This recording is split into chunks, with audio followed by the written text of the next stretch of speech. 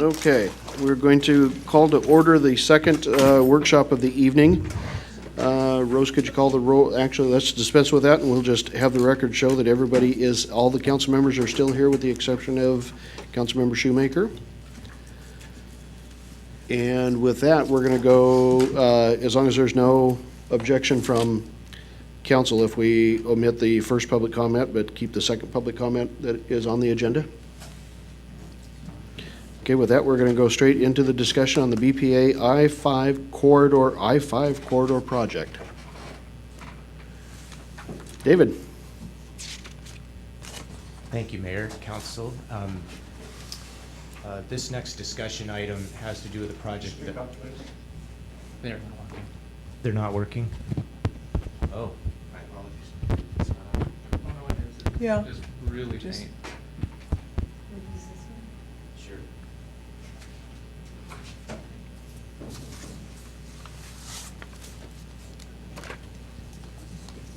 Is this working? Yes. Is that better? Okay, thank you for letting me know.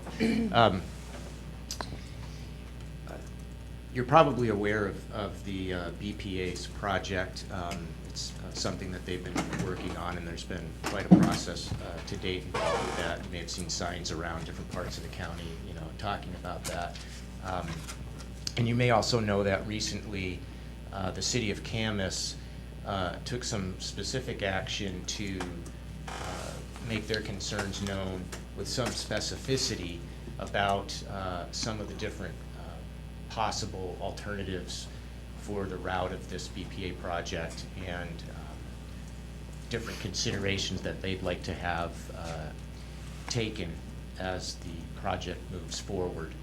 And because they did that, and because part of the project would run through Washougal and Camas, and then Washougal to Camas, back into Washougal, and then back to Camas down at the bottom. We'll get into the details of that. We thought that it would be important for you to be aware of Camas's advocacy in the process, to just kind of give you some background on the project and that advocacy, and then see if you wanted to have some similar advocacy in the process.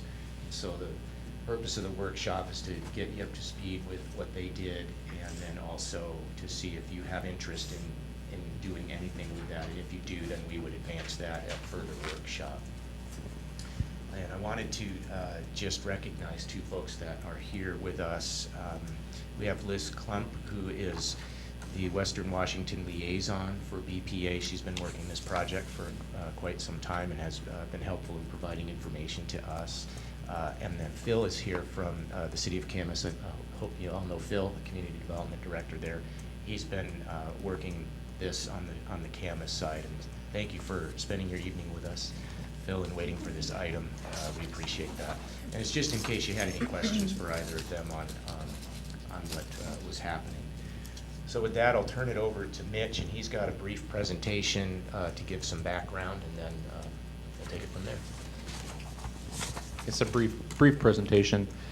You probably have seen this map, but I'm not going to spend a lot of time on the details of the alternatives, but this is the map, the existing map, or the current map that BPA is utilizing. That you can see that we have the west alternative, the crossover alternative, the central alternative, and then the east alternative. And really the point of all of that is, if you'll notice, all of them kind of all funnel down right through here. Mm-hmm. And that's where we would be. So that's really what I kind of wanted to spend some time with, and looking at the maps here. We focus on the Camas-Washougal area. You'll see the confluence of all of them coming down here. Segment 50 runs right through Camas, Phil's neck of the woods there. Was an area recently annexed into the city of Camas, and it's an area identified as business park and light industrial, I believe, and I believe they also may have some master planning stuff going on in that area too. So you can see it's pretty impactful to that area that they have right there. As these segments come together at our urban growth boundary, 23rd Street right here is where we begin segment 52, which all of them lead right through We get a little closer on segment 52. Our current city limits is right here. You have Granite Highlands and Lookout Ridge, a couple phases of Lookout Ridge, but this is the existing BPA right-of-way that runs through their easement and right-of-way. That then continues down, crosses again through Camas, through Goot Park, and crosses just right on our western boundary here. Here's the Washougal Crossing project right here. So you go, and then it'll head out and across. This is actually from BPA's website for their options for reconfiguring the existing right-of-way. I believe this is what we have in our area right now, and Liz can probably help me better with that as well. But then you'll see the alternatives that they're looking at would go to anywhere from 160 to a 200-foot tower. On that slide before, does that mean that they're trying to cross over that where they're raising the highway? Yes. It follows the existing easement now. Oh, Yes.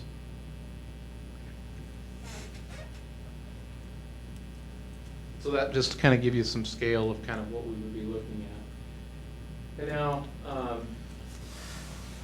this is actually a documentation slide that Liz provided to us. The BPA's website is up there on the screen. That's where you can get a copy of this map as well, which is in your packet that was distributed this evening.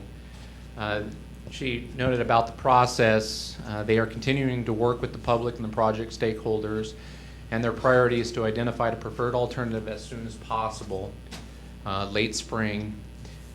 Once BPA does that, the agency will wrap that up into their draft EIS and provide documentation for review and comments. And BPA will sponsor multiple public meetings to explain the draft EIS and to accept comments. Really, the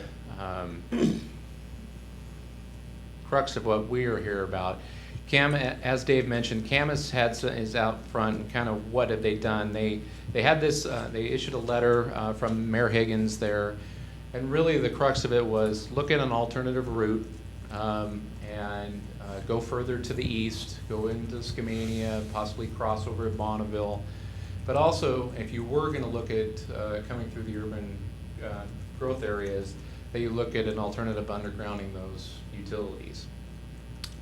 That letter was attached to a resolution that was put forward by the Camas City Council, and I don't know if and this also is in your packet there, but basically to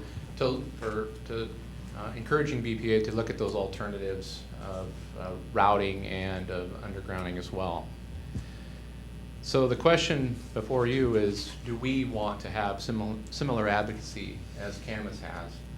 And do we want to stand behind them? Do we want to stand behind Camas in relationship to the alternate route and undergrounding those utilities?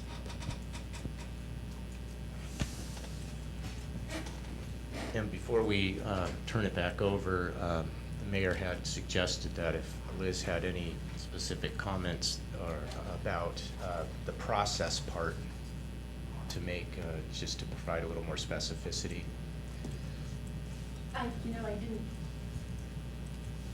it wasn't clear that I'd have an opportunity to be on the agenda, so really I came to answer questions that I'm able to do.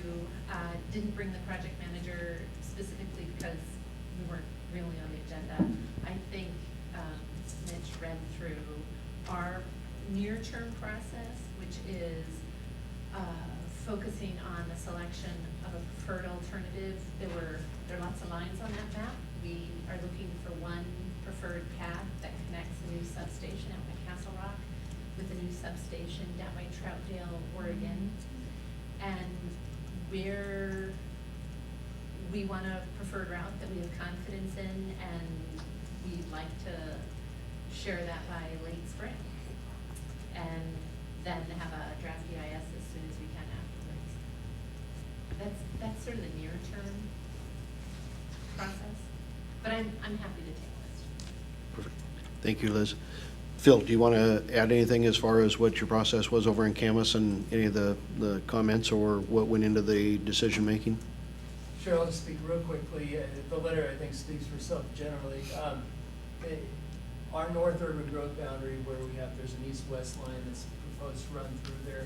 It's in an area that is, as Mitch stated, is designated for a light industrial business park. And similar to what was mentioned at the previous workshop, in Camas, there was a vision on our west side for industry some 20 years ago, and it's built out over time. We have a vision going north as well. And so we put a lot of work into that. We have 2 development agreements that for how that area will develop in the future that encompass about 1,500 acres of land. So we're putting a lot of effort into that. We're working on additional capital facility planning at this time as well. And so we want to make sure that our planning efforts are recognized and that we don't ruin a vision the city has by not paying attention. So that's one of the main focuses on the north. And running south, the line 52, that's the one that we share essentially with Washougal. We, back in the mid-90s, adopted an ordinance that talked about undergrounding in Camas. We've had successes with that, working with Clark PUD, and we've had some segments in Camas. If you go west of the Camas Slough Bridge, West Camas Slough Bridge, if you look for the power lines there, you won't see them. And that was because we working with them, got that underground at that location. Part of that is SR14, as you know, you drive east, where we headed? We're headed toward the gorge, a scenic corridor. And so as we continue to develop both in Camas and our surroundings, we want to make sure that we take into account the scenic nature of our area. Thank you, Phil. One thing I want to make sure that we correct, Councilmember McDaniel asked me just before we started, I had put out some information that I had signed a letter that went on to the congressional delegation on behalf of Camas as well. There actually was no letter. We gave Boyd Halverson permission to speak on behalf of the administration that we would, as he went back to DC for some other meetings, and was meeting with our congressional delegation, that the administration stood with Camas in support of the request that they were making. So with that, questions of council. John?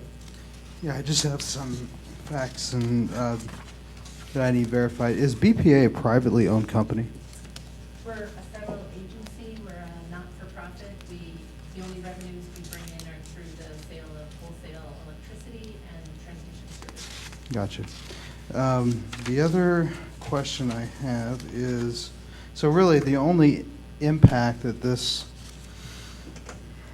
route, the alternative routes really don't mean anything for the city of Washougal. But Route 25 is what really matters to us because it's in our city limits, correct? 52. Route 52, Right. right. I mean, there is as we look at our Camas Washougal Economic Development Association and working together with our partners in Camas and at the port, and we take that regional approach, impacts to their jobs lands that they're looking to bring in, I think have some spillover impacts to our economy as it's kind of, we're trying to gel it as one economy in the southwest corner of the county. But specifically on our ground, if you would, within our political jurisdiction, it's 52 coming down the hill. Okay. Now, is the infrastructure upgrades on these towers, are these paid for by the taxpayers or are they paid for by the consumers? What's the funding mechanism for paying for these improvements? So we finance it. We finance the project typically by borrowing money, and then we amortize over multiple decades. And then we take those annual costs that we bear, and they get shared by all the transmission users on our system. And so we own and operate about 15,000 circuit miles throughout the Northwest, including western Montana, Idaho, Oregon, Washington. We own and operate about 75% of the transmission lines in the Northwest, in that Northwest area. Do we have a comparison between burying the cables and the plan that's being submitted in regards to the towers? What is the cost difference? We will go into extensive analysis of undergrounding in the draft EIS. Roughly, rule of thumb, it is undergrounding is about 10 times more expensive than building overhead. And so would you say that if we go underground, that the consumers will be the ones that will end up having to pay for it in the end, at a tune of 10 times the rate? Ratepayers throughout the Northwest actually bear the cost. Okay. The other question that I have, I've heard rumors of health concerns in regards to the intensity of the, I guess, the electricity in the lines and so forth. And it seems interesting that if there were serious health concerns to these issues, to these towers, has the EPA or the Department of Ecology chimed in, and are they working to stop these lines from going in if they actually are a health risk? Because it seems to me if they are a health risk, if they truly are bad for citizens, that you would think that these government agencies would be stopping you from installing them.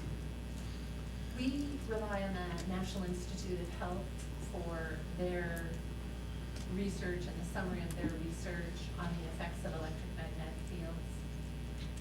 We refer to their science in our documents. What we're currently preparing for the city of Camas and what will be in the draft EIS is documentation of EMF levels at the easement and then some distance from the easement throughout all the segments. You know, in some cases, depending upon the tower, some of the towers lend themselves to sort of a triangular setup where they'll have 3 steel wires established in a triangle, and to some degree, they counter cancel.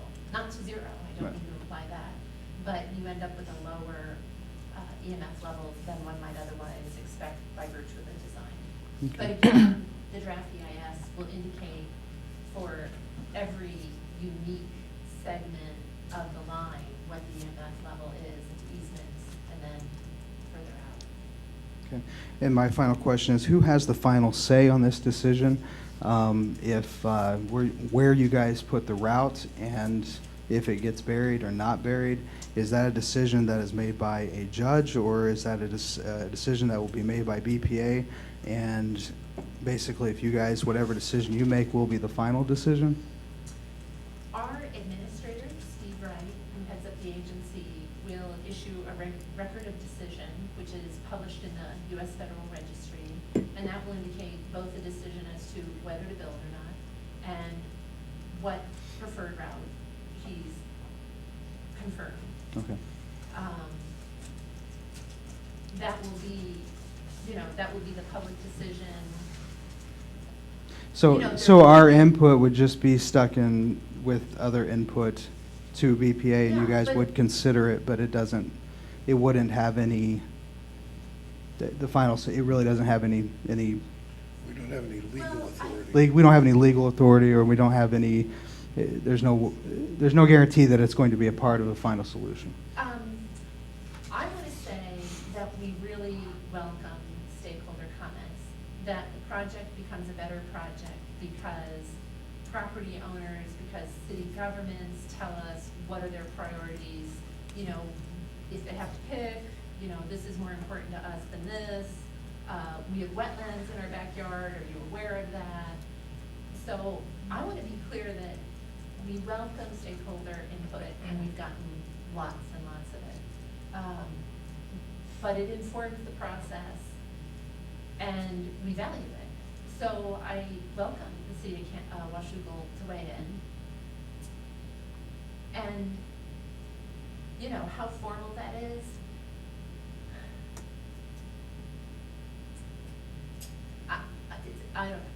it is, our administrator does make the ultimate decision. He's met one-on-one with some of the leaders of citizens groups. He's met with some elected officials. He participated in a public hearing at the Clark County Fairgrounds with hundreds of people in attendance. So he And all of us working on the project are extremely aware that this is a really difficult, large infrastructure project going through a developed area and through multiple communities, and it's a challenge. Okay, thank you very much. Liz, just to clarify, if you underground is 10 times, estimated 10 times more expensive, that's if you underground the entire transmission line. I think that rule of thumb is sort of per mile. You know, any mile that's above ground versus any mile that's undergrounded. Undergrounding is roughly 10 times more expensive. And what we're talking about is potentially undergrounding only in those populated areas, not the areas that are vastly unpopulated and going through. Well, that's what you're Right. talking about. Yeah, that's what I mean. Yeah, here in this room. Joyce? What is the timeline? The timeline for a record of decision? No, when they'll be, well, when you make the decision, and then when will they be upgraded? Oh, okay, so we have a time, we are working towards a late spring So this- decision on a preferred route. And then what we're also doing right now is ongoing analysis as to whether we need to energize by the spring of 2016. Our current schedule says to energize the fall of 2012, but really the goal is to do it before the summer of 2016. And right now, we're conducting ongoing analysis, modeling whether there are some investments we might be able to make that delay that a year, 2 or 3. We're constantly updating load growth scenarios from the local utilities because load growth dropped off since we started this project. And we were building that data into our new models. But right now, the plan is to have it energized prior to the summer of 2016, which on our schedule is fall of 2015. Is this power that's coming from the windmills? Predominantly, no. The key driver for this has been load growth in Northwest Oregon, Southwest Washington. There are a couple of pretty small requests for power from, I want to say, 2 wind projects. That if we build this line, it would enable them to get where they need to go. I think it was a commercial request for a generator north of the area, but the predominant driver was reliability and load growth in this geographic vicinity. We did build a couple of lines on the east side of the states. It was 100% integrated. This is not one of those. Could you have one of your engineer types send me kind of, what are the considerations about undergrounding? Not only cost, but reliability. And, you know, I'm enough of a physicist to understand that fields fall off with distance squared. But if I've got it 250 feet in the air, that's a lot more than 50 feet underground, and I'm definitely not going to be undergrounding a line 50 feet. You're right. So what are the field levels associated with that? And some of the other kind of concerns that an engineer might have about undergrounding lines. Yeah, I think a key one for us is it's a 500 kV line, which is Lots of voltage. which is a big line.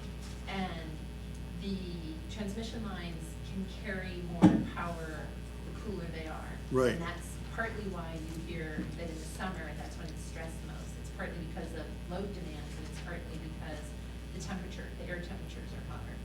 And so a transmission line that's up in the air can naturally cool most months of the year, whereas if you put it underground, it's kind of in a, Right.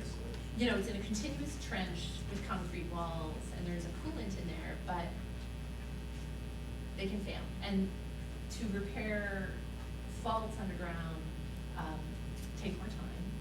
It's more difficult locating the faults. I'm not saying this is a yes or no for why to do it, I'm just saying there are multiple concerns, both for undergrounding and concerns about undergrounding. Yeah, I was just trying to get a sense of kind of what some of them are. Yeah, Um, I can get you the field levels. Okay. And then the other thing, I just wanted to say that since I did go to the presentation at the Chamber of Commerce, I would say for those who hadn't heard that part of what's going on here is they have a line that runs from basically Castle Rock down to basically Wilsonville. And it is pretty much at capacity. And if something happened to it, very ugly for the entire area. This is not only about capacity, but also redundancy, because there is a line, a big line that connects Troutdale to Wilsonville right now, and that what this would allow is if there were some fault in that other line, that you could carry most of the load on this line. And so this is a big reliability issue as well as a capacity issue. Connie Jo?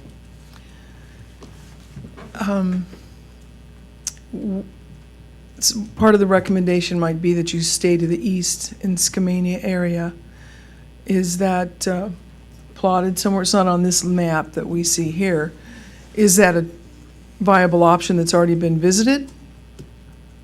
We got that comment earlier in the project from a number of people that we take the line out to, for example, Bonneville Dam. So if we take the line, if we were to take the line out to Bonneville Dam, we'd have to bring it back to Troutdale to complete the circuit.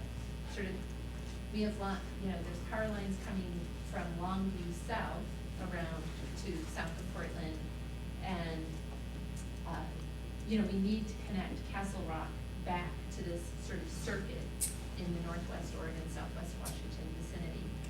So if we are not going to take the project to Bonneville Dam, that would not quite, but almost double the length of the project and include passing through the scenic gorge, which is a notably difficult endeavor. So we did have some engineers look at that option, and at this point, our documents have said we're not considering it further. Our documentation is likely in the draft GIS, but it's not one of the alternatives that we're providing pages and pages of data on.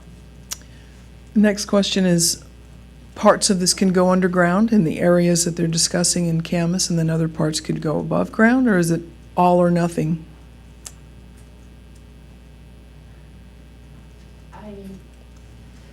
I suspect that's part of an ongoing conversation.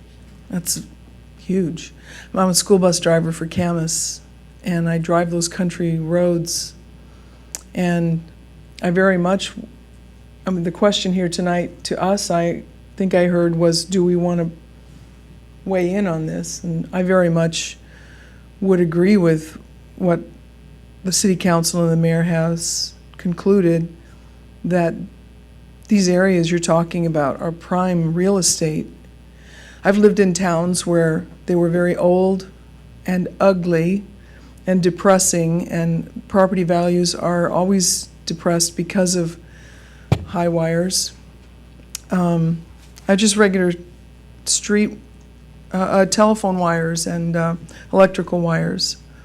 And then I've lived in new neighborhoods, and they're all underground. What a difference. So, go ahead. And there is a difference between undergrounding local distribution utility lines, which are very Sure. low voltage relative to a 500 meter line. There's a difference in Of course. ease. Mm-hmm. And so segment 52 is an existing transmission corridor that runs through the community.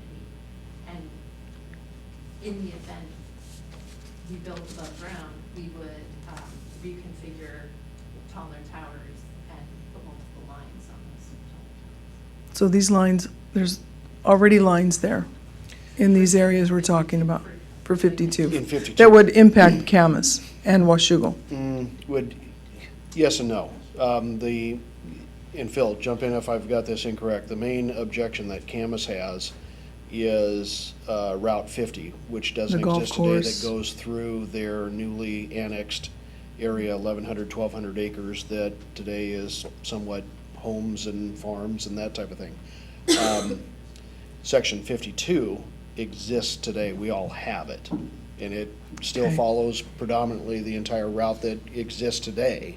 You would just take out the smaller towers and replace those with the taller towers. But you've got a little bit of divergence of what's happening in that in section 51, 52, development has occurred with those towers in place and is infilled around them versus section 50, where that development has not taken place yet.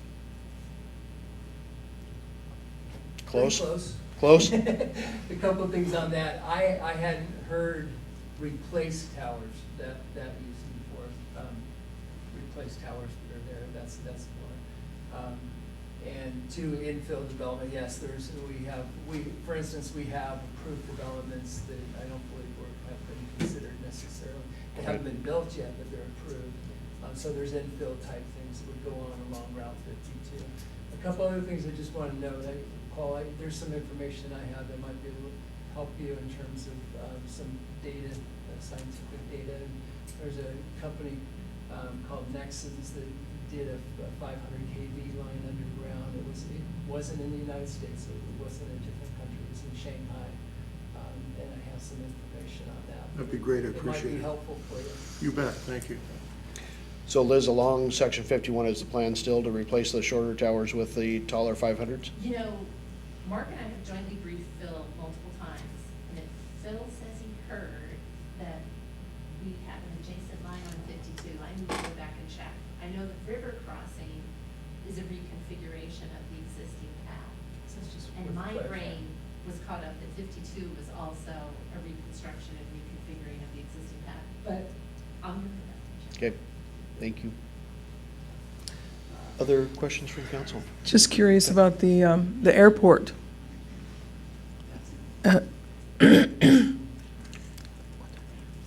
Liz? Liz? That's okay. The airport, Grove Field, is there any issue with height there? If you replace these, I realize you're gonna go back because you're not sure if they're replacing them with the taller ones, or Well, those don't exist today. don't exist at all for 50. Yeah, 50 is not, there's no existing line at 50.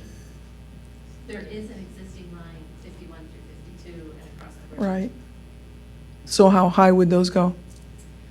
It depends upon whether, if we're reconfiguring and putting the existing line along with 500 kV lines on, it's gonna be taller. If we're building a new 500 there, the 500 kV line towers are generally 100 to 150 feet tall. And that doesn't affect the flight pattern for the airport? I'm not aware that we're gonna have problems with the airport. I can speak to that, and we've been working with the WashDOT, I'm sorry, WashDOT Aeronautics, and we're doing, right now, looking at our urban growth area, and we have to do some airport restriction zones or flight zones at the end of the airport there. So we've been looking at that. They're aware of that, and they're also looking into it as well. So it's been identified as a concern. Mm. Paul? Just, we're talking about one 500 kV circuit, not two, correct? One, But there's still a question as to whether you've got an existing 230 kV, right, if you were to go back to the map, to 52. oh, okay, I'm sorry, you're staying in Camas and Washougal, thank you for focusing this. I believe we have an existing 230, but I'm a little less familiar with the specific details of the segment, but Phil's shaking his head, yes, that we have a 230. Yeah, it's certainly on the order of 200 I would have kV. said it was 230, but I would check. But you're just not sure whether what you would do is put both the 500 kV and the 230 kV on the same towers, or whether you'd run them parallel. Right. I thought we were reconfiguring and putting in new towers, but maybe, it depends upon whether we have the easement for side-by-side towers. And I will go back and confirm for you. Great, thank you, appreciate that. Mr. Mayor, I think it would be, my questions have all been satisfied. I think it would be great to join Camas in this. I don't see any fallback or anything that would put us in any kind of detriment. I think it's a great idea. Other questions from council, comments?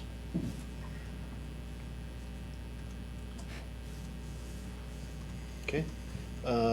Staff, any last items from you all on the subject? Okay. Hearing none, I'm going to go ahead and open up a opportunity for the public to comment to council if you wish. Yes. If you would, come forward. Mitch, can we get the microphone back to the rostrum, please? I think it's just ready to go. Hi, my name is Debbie Prentice. Is it on? Just have to hold it close. Okay. I'm a board member with a group called Another Way BPA, and I'd like to throw out a few comments tonight and corrections of some things. Debbie. Segment 50 is an existing line. I Debbie, live right along Debbie, it. just one caveat for you. We have a 3-minute limitation on comments, so, I can keep it short. okay. 50 is an existing line. It's 230 kVs. They're going to replace the existing towers, and they will string both a 500 kV line and a 230 on those towers. One thing I want you to think about is when they're crossing the river, those tower heights could be as high as 400 feet tall to cross the river.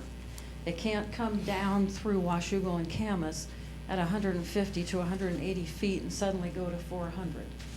So coming off Lookout Ridge down 52, those tower heights are going to be stepped up to meet that 400-foot tower height. You're not looking at short towers. You asked about funding on this. BPA is part of the U.S. Department of Energy, so funding is through borrowing authority with the U.S. Treasury Department. That is taxpayer money. Yes, it is repayable through taxpayer rates. I'd also like to, I'm jumping around here, okay, but I'm trying to catch all the points that were made. Undergrounding does not eliminate magnetic fields, only the electrical. In EMFs, it's electromagnetic fields, both.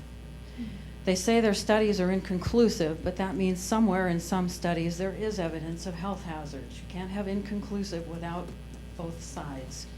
If some studies show an increased risk of leukemia in children, why would you take that risk? Because the overall saying is it's inconclusive. And what's driving it? The lines will run from Castle Rock to Troutdale, but there are no off-ramps in Clark County. None. It's a straight pass-through. And the reason is to move the power to California. Thank you. Thank you, Debbie. Yes.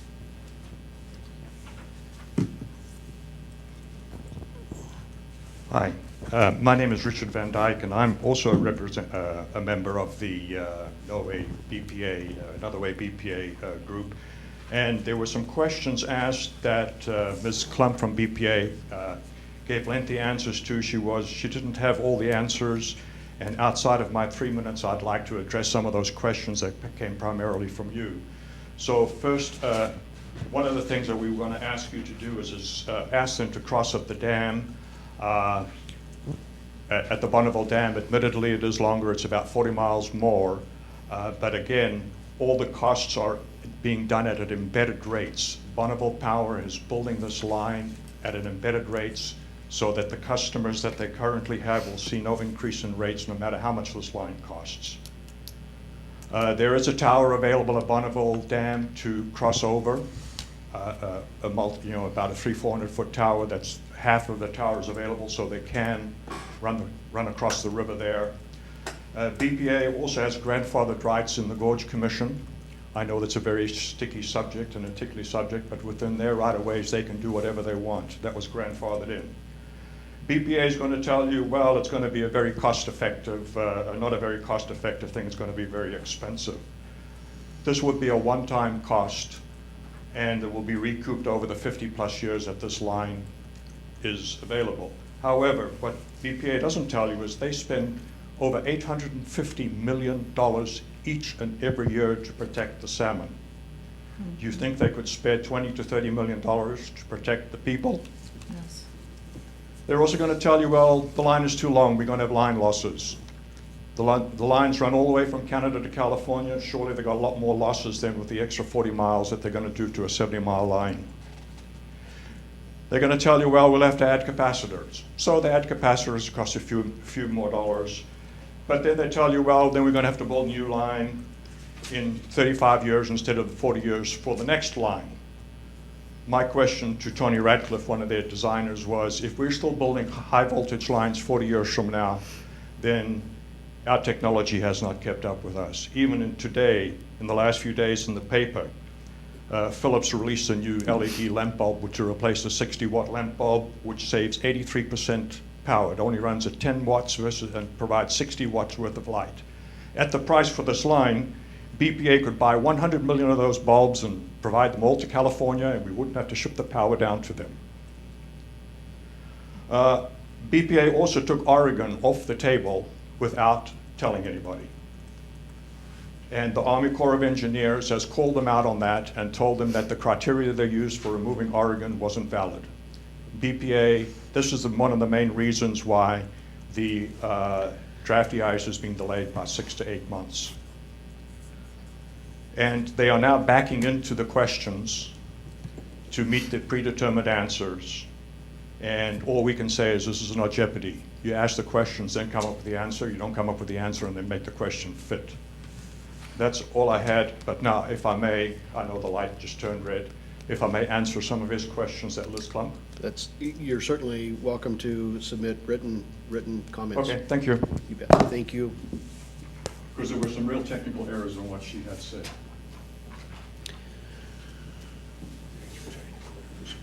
Are there any other members of the public that wish to address council on the item?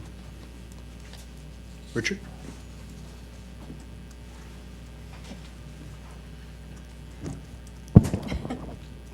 Richard Hampton, 37015 Southeast Gibson Road, Washougal. I'm going to make a couple of other comments from the last meeting, things I thought of that I maybe should have said. One thing about the future of Washougal, a big part of the future of Washougal is that we are the gateway to the origin on the Washington side. And I think that we always have to keep that in mind as we make plans. It's pretty easy to look at our community and say, well, most everybody who travels comes and goes from the west. But certainly the Parson Brinkerhoff recommended proposal just kind of ignored the fact that there's anything east of us. And I understand that the Plan B is an attempt to improve it in that regard, but I still think it's pretty lacking. Paul kind of mentioned one thing. If you're coming from the east and you want to go to downtown, it's not that easy to do. It's not totally self-serving for me, but I do live east of town, so I really am sensitive to the fact that those connections ought to go both ways in our community. Another thing about the future, some of it may be good, some may be bad, but the future, I think, is more rail traffic. The fact that it cuts our city in half is a challenge that we need to work to address. The fact that it serves our industrial park is something that really is a positive. One rail user that Dave failed to mention was the propane facility, which, because of their location and the spur that serves them, their switching maneuvers there directly affecting any possibility of ramps that come off at that location. It's not just an easy, hey, we're short train and we'll quickly go through there. They do have switching maneuvers in that location. Thank you. Thank you, Richard. Any other members of the public wishing to address council? Okay. Seeing none, moving to updates, I have a couple of items for you. The first one, For those of you who are familiar with Mr. Don Bolin, who's been here many times at council meetings and has been, I would say, an avid participant in some of our discussions and decisions. Unfortunately learned last night that Don has passed away. So I don't really have any additional information from the family as far as services or that type of thing, but wish his family the best. In regards to meetings this week, we do have, again, just a reminder, on Wednesday evening at 6 o'clock at the Best Western Hotel, we do have a meeting scheduled with WashDOT, the port, ourselves. Camas has been invited, and business owners along the current Highway 14 project to discuss that project and impacts, again, 6 o'clock on Wednesday evening of this week. And I believe that's all that I have at the moment. Any items from council? Mr. Mayor, a few things. One is, could we get a look at the delinquencies and disconnect notices for our utilities, our water and sewer, for maybe the last couple years to present? Just to kind of look at what the disconnect notices have been, if they've been increasing as our rates have increased. Would like to just kind of see some numbers. And you can formulate those any way that you would see fit. Maybe we can go back and readjust it, but I'd like to just kind of see if there's been any cause and effect. The other is, do we have any plans? I'm not recalling our some of our infrastructure priorities right off the top of my head, but do we have any plans for sidewalks on the west side of Washougal River Road from G Street to I Street? There's a stretch there just as you pass the Grange, has no sidewalk whatsoever. It's just a little path, and then the sidewalk picks up right in front of the Salvation Army.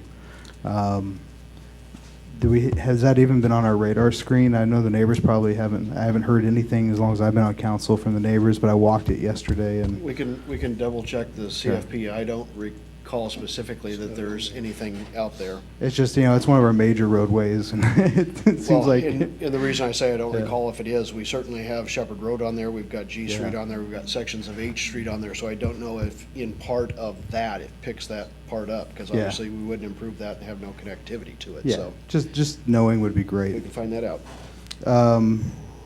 We asked about the PowerPoint for the council, and that's it. Thank you. Paul? Turn on there. When we look at those shut-off notices, I hate to make it harder, but it's really interesting to know not only how many shut-off notices, but were they turned back on quickly? If nothing else, that begins us to let us separate out foreclosed properties or properties in abandoned properties or properties in trouble, which could skew those numbers quite a bit. That's true. I guess I'm looking more for spikes. As increases come within a 3-month time period, do we see spikes in disconnect notices? So I think we can at least determine the spikes. Just to see how it's trending. That's all I'm wondering. I think it'd probably be best to have finance staff that is more intimately involved in that come to a workshop to be able to lead us through the information. Whether they can get to that or not, I don't know. Yeah.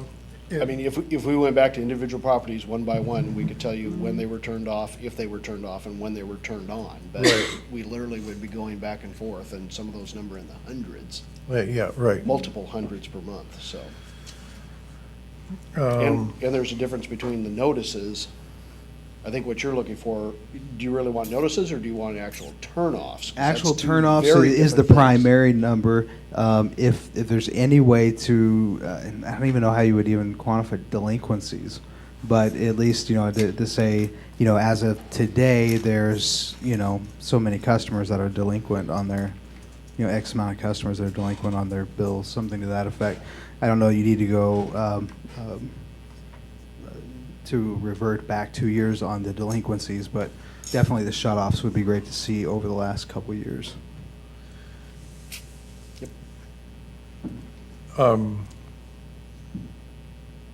Or is anything? Oh, had a great time out on the dike on Friday afternoon, picking up trash with the port. I know that doesn't sound like a lot of fun, but Dave Rep and I had a great conversation as we walked about a mile down the slope of the dike and picked up trash and back. And then I also wanted to thank the mayor and Mrs. Guard for inviting me to join them on a multiple sclerosis walk on Saturday. That was a wonderful time. I had a great time, and thank you. Thank you for joining us. Other items from council? Mary Jo? Can I address the BPA issue again? Sure. Ask a question or two? I'm sorry, your name? Debbie, you brought up the part about towers having to go across the river. So if we were to go underground, again, I still have a question about underground. How do you get across the river if the project is done underground? So it has to come out from underground on the shore and get up to speed up to get it up and over. Yeah, you mentioned the fish.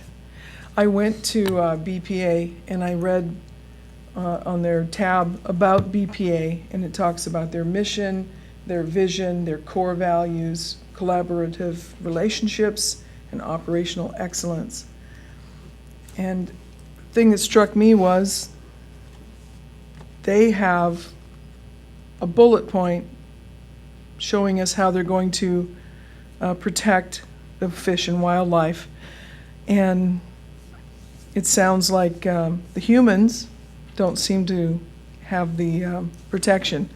I grew up in a town where high wires went right behind our house, and the study of people that had cancer was amazing on how many people had some form of cancers.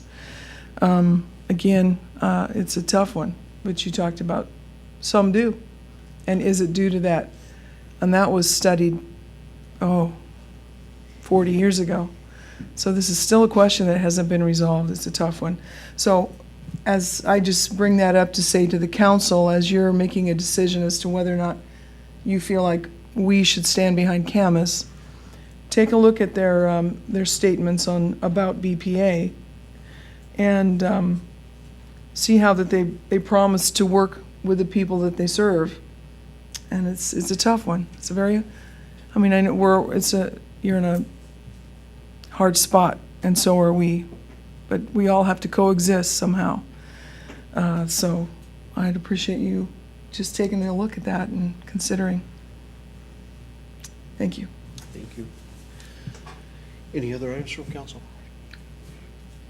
Dave, any items from yourself? Just as a quick reminder, I don't know, the ones over here aren't functioning very well, I apologize. Just a reminder that we have gotten some communication back regarding the AWC annual conference that's in our backyard in Vancouver at the Hilton. Several have expressed interest. Just a reminder that we do have appropriation to cover that. In fact, the registration fee, since we wouldn't have any travel or lodging costs, it's a great opportunity to engage with that. Just let us know if you'd like to go, and we have the ability to get you registered. What's the date on that again? It's June 19 to 22. And if you loop back to that email I sent, there's a link, I believe, to the AWC conference page.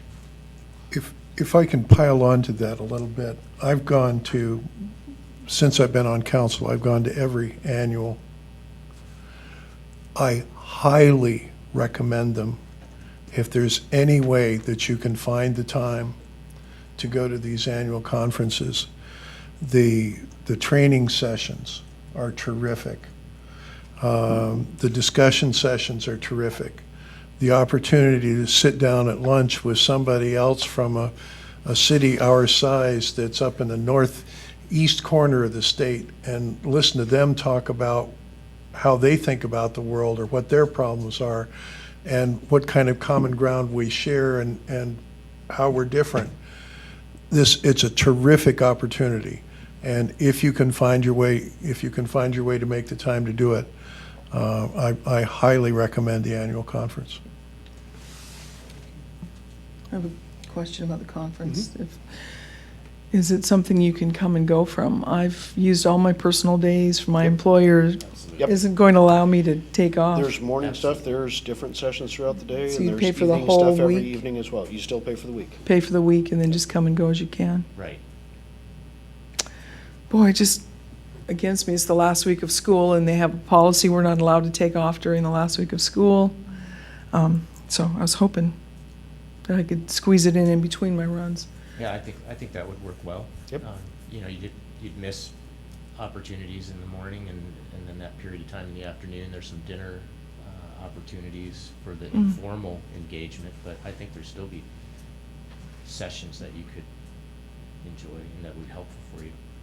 I could just work the week from, let's see, 6 in the morning till 6 at night and then just sleep for a month. We also have no council. I don't know if you're going to mention that, but no Yep, council. next week. Okay. Go ahead, though. No, Then no I don't have council. to. Holiday next Monday night. You're- Don't show. You're all welcome to show up here next Monday if you'd like. Just let us know later what you did, because we won't be here. It's the 5th Monday of the month, so we don't meet on the 5th Monday. Any other items from council or staff? Okay, we are adjourned. There's a gentleman with his hand up. Too late? Who do I submit the submission, the written submission to? If you'd send it to Mr. Scott or the city clerk would be fine.